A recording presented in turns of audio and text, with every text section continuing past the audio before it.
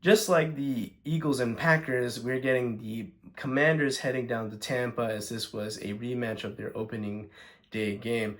Now, these teams are much different than in their week one matchup, just like the other matchup in the NFC. This one, we get a Tampa Bay Bucks team that is maligned. They've had some injuries across the board, but still a tough, gritty team that will be a tough out, especially at home in Tampa Bay.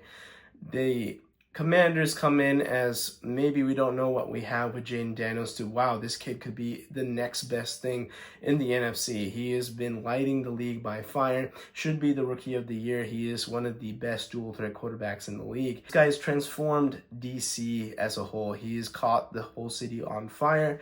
And I think that the Commanders are definitely going to be contenders for years to come as long as Jayden Daniels is healthy. And like I said before with Bo Nix and the Broncos, the playoffs are a different animal. And Dan Quinn has playoff experience as a head coach, but as a quarterback, the playoffs are different. It might be simple to say that, well, Baker has playoff experience, and that's the only reason why the Bucs win. Well, I also think that defensively, with Bucks head coach Todd Bowles, he has been great at carving up young quarterbacks. He's done a good job with limiting rushing quarterbacks as well in the past.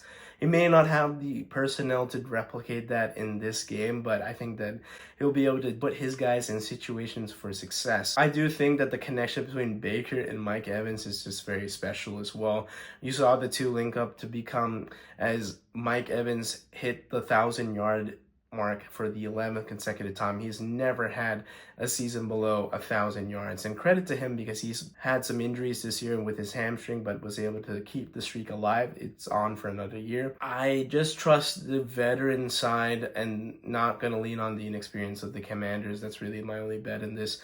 We'll see what happens, but I think the Bucs do win this game and move on to the divisional round.